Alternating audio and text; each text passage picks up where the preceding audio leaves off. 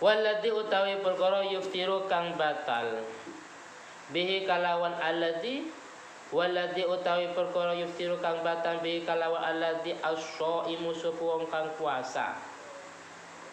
Sesuatu yang membatalkan puasa iku asyaratu asya iku ono 10 pira-pira perkara.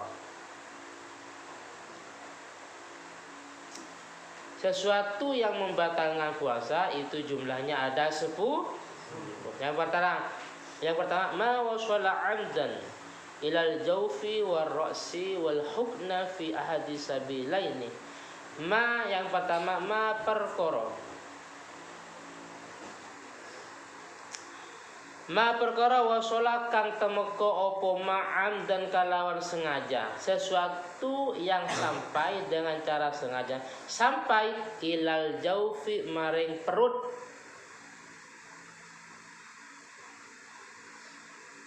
sesuatu yang masuk ke bagian perut, warroksi lan kepala.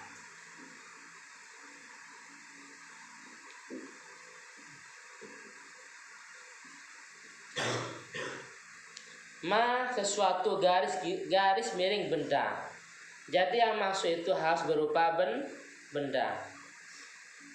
Masuk ke perut dari salah satu beberapa lubang, baik mulut. Jadi lewat mulut mungkin bisa itu air ya, atau mungkin makanan atau yang lain. Atau lubang telinga. Jadi ketika wudhu ternyata air itu dimasukkan, jangan dimasukkan.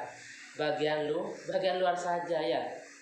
Itu pun dengan cara masuk diusap, bukan dengan cara ghusl, bukan dengan cara menyiram. Terus telinganya disiram, sumpamanya. Lah itu salah. Mashur udhunaini, mengusap kedua telinga. Itu pun zahir, bagian luar. Atau benda itu masuknya lewat jalur hidung, paham ya? Ketika hujan ternyata hidung menghadap ke langit, air hujan masuk lewat hidung, batal puasanya ya. Hidung, mulut, kedua telinga. Atau sabila ini, dua lubang, kubul dan tubuh. Makanya dalam Fathul Mu'in ada sebuah redaksi begini. Yang bagi selayaknya ketika buang air besar atau buang air kecil itu diusahakan selayaknya di malam hari. Buang air besar ya, maksud air kecil sehari gak kencing. Buang air besar di malam hari. Kenapa? Karena kalau di siang hari, kalau di WC umpamanya, terus kotornya keluar, khawatir kecipratan terus masuk di bagian kubul. Paham nggak? Bisa menggambarkan ya? Lain ada dalam Fathul Mu'in. Kalau nggak salah fawaidu atau tampihun, ada sebuah faidah yang bagi liswaimi, selayaknya bagi orang yang berpuasa buang air besar itu kalau di malam, kalau bisa di malam hari. Kenapa? Kalau di siang hari, batasan siang tadi sudah saya sebutkan, mulai dari terbitnya fajar shodiq, anggaplah subuh, sampai terbenamnya matahari. Kalau di siang buang air besar, khawatir ya kan, kotornya keluar ternyata ada imbal balik. Ternyata airnya masuk ke tubuhnya. Bagaimana caranya? Caranya ketika kotornya keluar, langsung angkat terus ya. Itu ada redaksinya. Paham ya? Jadi diusahakan seperti itu. Wis, tadi itu mawasola ilal jaufi, masuk ke bagian jauh perut, masuknya lewat dari salah satu lubang yang saya sebutkan ya, lubang hidung, mulut, kedua telinga, terus kubul dan tubuh. Oleh karena itu, kalau masuknya bukan dari lubang itu, maka puasanya tidak batal. Contohnya suntik. Kalau suntik, yang disuntik mana? Ini kan? Masa disuntik di lubang-lubang tadi gak mungkin kan? Mas Robin sakit apa? Sakit hidung. Masuk hidung disuntik? Enggak kan? Sakit apa? Sakit kepala umpamanya. Masuk kepala disuntik?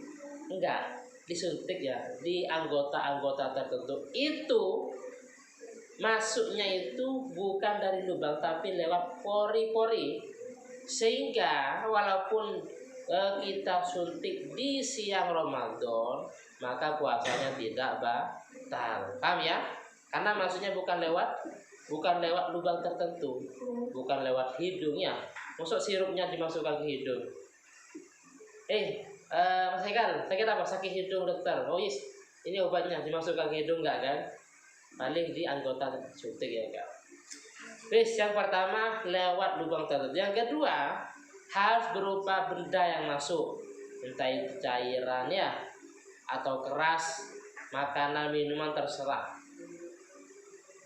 Makanya diusahakan kalau di siang hari jangan sampai masukkan ke telinga atau hidung ya kan. Jadi di pagi-pagi nyantai sopir. Nah itu khawatir kotoran itu masuk ke bagian dalam. Oleh karena itu kalau yang masuk itu bukan benda, cuma sekedar asar, apa asarnya, maka nggak apa-apa. Contohnya gini, bau flesker umpamanya, bau balsam, bau enggak? Atau ketika yang putri ini masak ya bikin kuah, bau apa enggak? Kuahnya itu bau apa enggak? Bau kan? Itu kan masuk, tapi yang masuk berhubung bukan berbentuk benda, maka tidak membatalkan puasa. Atau bagian yang putih mencicipi maka itu enggak apa-apa. Itu kan tidak sampai masuk ya kan? Nah, tapi hukumnya makruh. Paham ya? Jadi mencicipi ini apakah asin, apa manis? Ikannya ini manis apa enggak? Asin apa enggak? Nah, dicicipi. Nah, itu enggak apa-apa. Cuma sekedar makruh. Paham ya?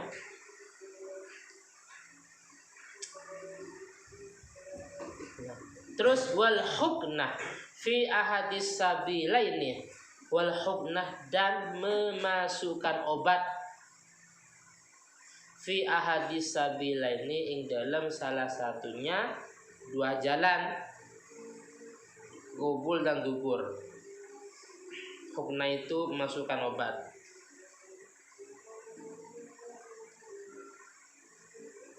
Jadi kalau obat itu dimasukkan di salah satu dua lubang kubul dan dubur berarti membatalkan puasa.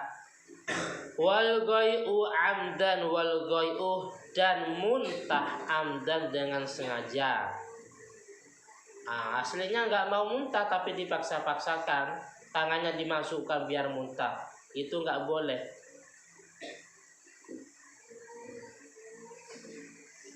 Selanjutnya wal watu'u amdan fil farji. Wal wat'u itu makna aslinya menginjak ya, menginjak. Tapi oleh ulama fikih digunakan bermakna berhubungan. Menginjak. Saya tahunya begini dalam Fathul Mu'in. Wa yukrahu wat'ul qabri.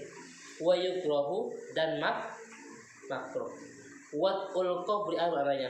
Mosok opo mengotek kuburan? Wa yukrahu lan makruh wat'ul qabri. Opo menginjak kuburan, menginjak birijlihi dengan kakinya, illa lidorrotin.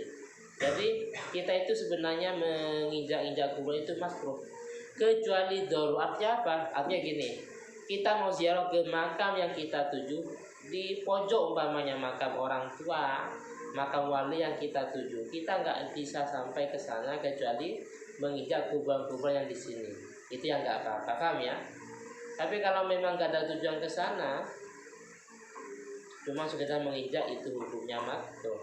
Jadi di sana bahasnya wat'un, bukan watek kuburan ya, tapi menginjak. Akhirnya oleh ulama fikih digunakan watek itu berhubungan. Membatalkan puasa yaitu watek atau berbuat amdan dengan sengaja. Berhubungan fil farji ing dalam farji. Farji itu mana aslinya lubangnya. Tapi ulama fikih digunakan untuk kelamin laki-laki atau perempuan.